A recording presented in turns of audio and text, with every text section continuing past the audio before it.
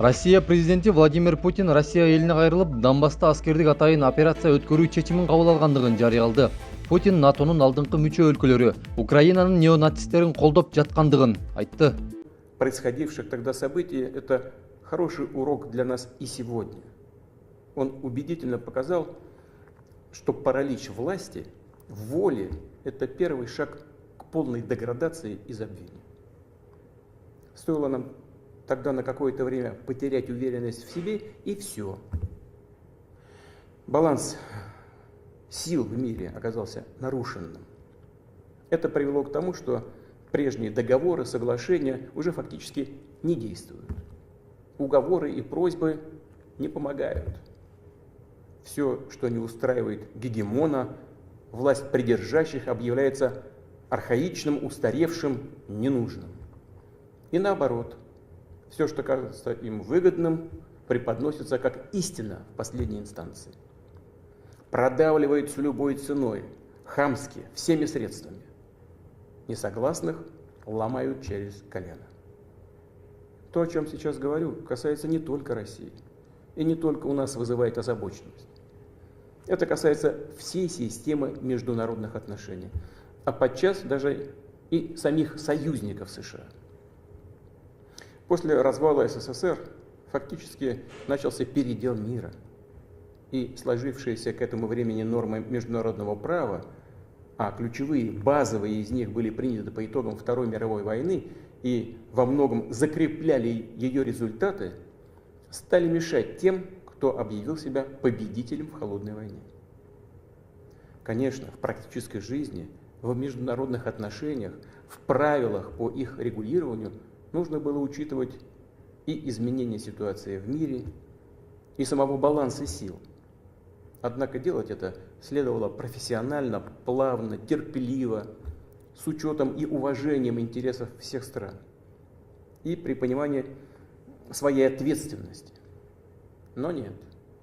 В состоянии эйфории от абсолютного превосходства, своего рода современного вида абсолютизма, да еще и на фоне низкого уровня общей культуры и чванства тех, кто готовил, принимал и продавливал выгодные лишь для себя решения, ситуация начала развиваться по другому сценарию.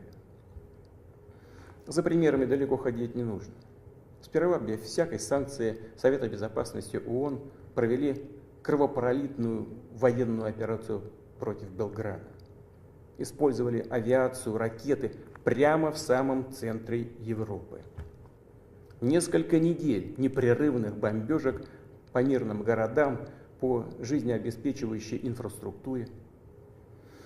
Приходится напоминать эти факты, а то некоторые западные коллеги не любят вспоминать те события. А когда мы говорим об этом, предпочитают указывать не на нормы международного права, а на обстоятельства, которые трактуют так, как считают нужным. Затем наступила очередь Ирака, Ливии, Сирии. Нелегитимное использование военной силы против Ливии, извращение всех решений Совета Безопасности ООН по ливийскому вопросу привело к полному разрушению государства, к тому, что возник огромный очаг международного терроризма, к тому, что страна погрузилась в гуманитарную катастрофу, в пучину непрекращающейся до сих пор многолетней гражданской войны. Трагедия, на которую обрекли сотни тысяч, миллионы людей не только в Ливии, но и во всем этом регионе, породила массовый миграционный исход из Северной Африки и Ближнего Востока в Европу. Подобную судьбу уготовили и Сирии. Боевые действия западной коалиции на территории этой страны без согласия сирийского правительства и санкции Совета Безопасности ООН – это не что иное, как агрессия, интервенция. Однако особое место в этом ряду занимает, конечно же, вторжение в Ирак, тоже без всяких правовых оснований. В качестве предлога выбрали якобы имеющуюся у США достоверную информацию о наличии в Ираке оружия массового поражения. В доказательство этого публично, на глазах у всего мира, госсекретарь США тряс какой-то пробиркой с белым порошком, уверяя всех, что это и есть химическое оружие, разрабатываемое в Ираке. А потом оказалось, что все это подтасовка, блеф. Никакого химического оружия в Ираке нет. Невероятно, удивительно, но факт остается фактом. Имело место вранье на самом высоком государственном уровне и с высокой трибуны ООН. А в результате огромные жертвы, разрушения, невероятный всплеск терроризма. Вообще складывается впечатление, что практически везде, во многих регионах мира, куда Запад приходит устанавливать свой порядок, по итогам остаются кровавые, незаживающие раны, язвы международного терроризма и экстремизма. Все, о чем сказал, это наиболее вопиющие, но далеко не единственные примеры пренебрежения международным правом. В этом ряду и обещание нашей стране не расширять ни на 1 дюйм НАТО на восток. Повторю, обманули, а выражаясь народным языком, просто кинули. Да, часто можно слышать, что политика грязное дело. Возможно, но не настолько же, не до такой же степени. Ведь такое шулерское поведение противоречит не только принципам международных отношений, но прежде всего общепризнанным нормам морали и нравственности. И где же здесь справедливость и правда? Одна лишь сплошная ложь и лицемерие. Кстати, сами американские политики, политологи и журналисты пишут и говорят о том, что внутри США создана в последние годы настоящая империя лжи. Трудно с этим не согласиться. Так оно и есть. Но не надо скромничать. США — это все-таки великая страна, системообразующая держава. Все ее сателлиты не только безропотно и покорно поддакивают, подпевают ей по любому поводу, но еще и копируют ее поведение, с восторгом принимают предлагаемые им правила. Поэтому с полным на то основанием уверенно можно сказать, что весь так называемый Западный блок, сформированный США по своему образу и подобию, и весь он целиком и есть та самая империя лжи. Что касается нашей страны, то после развала СССР, при всей беспрецедентной открытости новой современной России, готовности честно работать с США и другими западными партнерами, и в условиях фактически одностороннего разоружения, нас тут же попытались дожать, добить и разрушить уже окончательно. Именно так и было в 90-е годы, в начале 2000-х годов, когда так называемый коллективный Запад самым активным образом поддерживал сепаратизм и банды наемников на юге России. Каких жертв, каких потерь нам тогда все это стоило? Через какие испытания пришлось пройти, прежде чем мы окончательно сломали хребет международному терроризму на Кавказе? Мы помним это и никогда не забудем. Да, собственно, и до последнего времени не прекращались попытки использовать нас в своих интересах, разрушить наши традиционные ценности и навязать нам свои псевдоценности, которые разъедали бы нас, наш народ, изнутри. Те установки, которые они уже агрессивно насаждают в своих странах и которые прямо ведут к деградации и вырождению, поскольку противоречат самой природе человека. Этому не бывать. Никогда и ни у кого этого не получалось. Не получится и сейчас.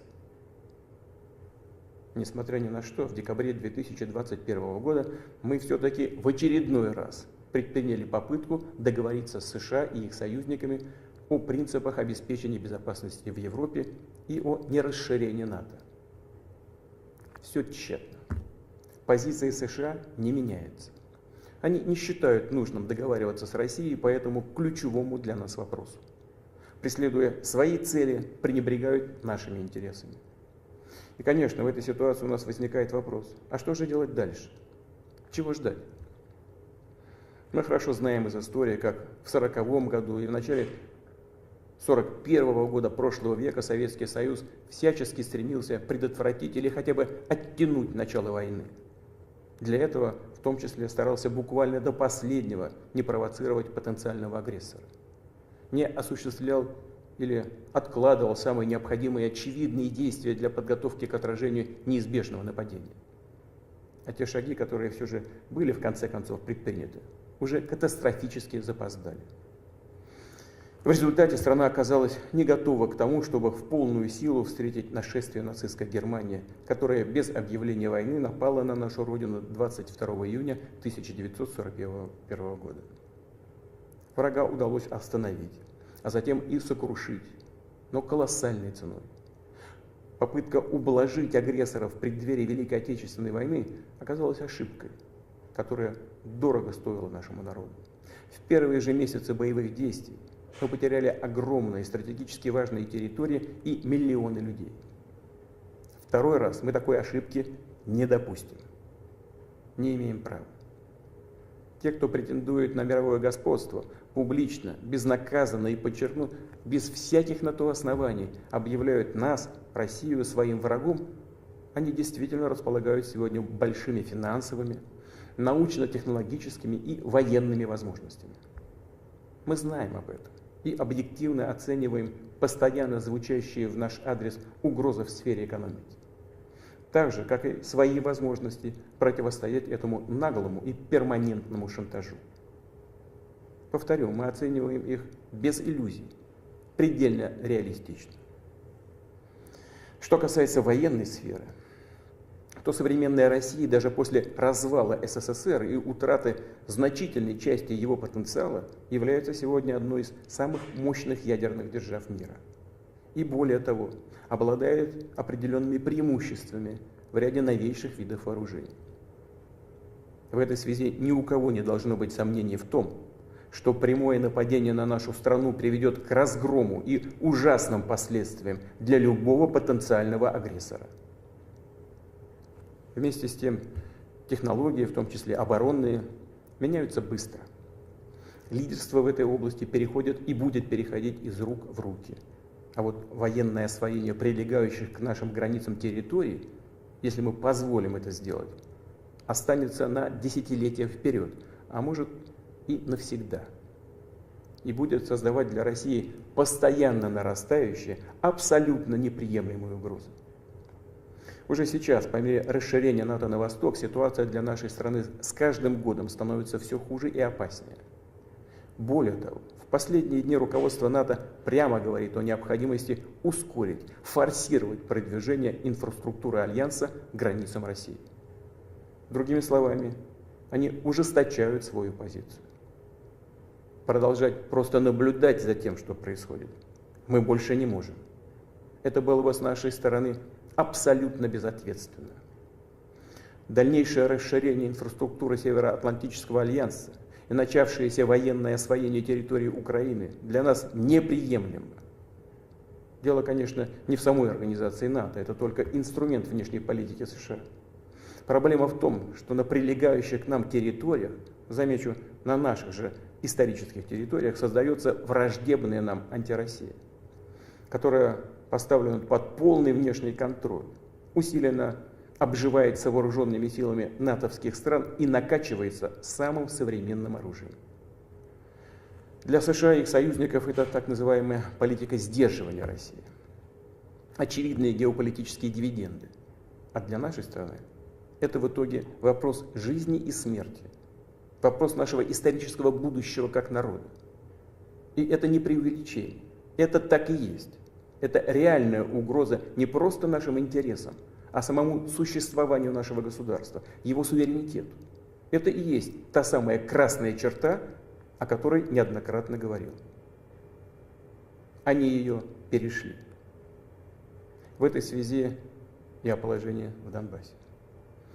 Мы видим, что те силы, которые в 2014 году совершили на Украине госпереворот, захватили власть и удерживают ее с помощью, по сути, декоративных выборных процедур, окончательно отказались от мирного урегулирования конфликта. 8 лет, бесконечно долгих 8 лет мы делали все возможное, чтобы ситуация была разрешена мирными политическими средствами. Все напрасно. Как уже говорил в своем предыдущем обращении, нельзя без сострадания смотреть на то, что там происходит. Терпеть все это было уже просто невозможно. Необходимо было немедленно прекратить этот кошмар, геноцид в отношении проживающих там миллионов людей, которые надеются только на Россию, надеются только на нас с вами. Именно эти устремления, чувства, боль людей и были для нас главным мотивом принятия решения о признании народных республик Донбасса. Что считаю важным дополнительно подчеркнуть. Ведущие страны НАТО для достижения своих собственных целей во всем поддерживают на Украине крайних националистов и неонацистов, которые, в свою очередь, никогда не простят крымчанам и севастопольцам их свободный выбор воссоединения с Россией. Они, конечно же, полезут и в Крым, причем так же, как и на Донбасс, с войной. С тем, чтобы убивать, как убивали беззащитных людей, каратели из банд украинских националистов, пособников Гитлера во время Великой Отечественной войны. Откровенно заявляют они о том, что претендуют на целый ряд других российских территорий. Весь ход развития событий и анализ поступающей информации показывает, что столкновение России с этими силами неизбежно. Это только вопрос времени. Они готовятся, они ждут удобного часа. Теперь претендуют еще и на обладание ядерным оружием. Мы не позволим им этого сделать. Как уже говорил ранее, Россия после развала СССР приняла новые геополитические реалии. Мы с уважением относимся и будем также относиться ко всем вновь образованным на постсоветском пространстве странам. Мы уважаем и будем уважать их суверенитет. И пример тому – помощь, которую мы оказали Казахстану, который столкнулся с трагическими событиями, с вызовом своей государственности и целостности. Но Россия не может чувствовать себя в безопасности, развиваться, существовать с постоянной угрозой, исходящей с территории современной Украины. Напомню, что в 2000-2005 годах мы дали военный отпор террористам на Кавказе, отстояли целостность нашего государства, сохранили Россию. В 2014 году поддержали крымчан и севастопольцев. В 2015 применили вооруженные силы, чтобы поставить надежный заслон проникновению террористов из Сирии в Россию. Другого способа защитить себя у нас не было. То же самое происходит и сейчас.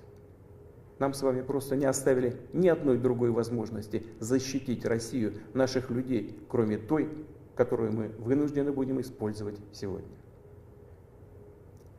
Обстоятельства требуют от нас решительных и незамедлительных действий. Народные республики Донбасса обратились к России с просьбой о помощи. В связи с этим, в соответствии со статьей 51 части 7 Устава ООН, санкции Совета Федерации России и во исполнение ратифицированных Федеральным собранием 22 февраля сего года договоров о дружбе и взаимопомощи с Донецкой Народной Республикой и Луганской Народной Республикой, мною принято решение о проведении специальной военной операции. Ее цель – защита людей, которые на протяжении 8 лет подвергаются издевательствам, геноциду со стороны киевского режима. И для этого мы будем стремиться к демилитаризации и денацификации Украины, а также преданию суду тех, кто совершил многочисленные кровавые преступления против мирных жителей, в том числе и граждан Российской Федерации.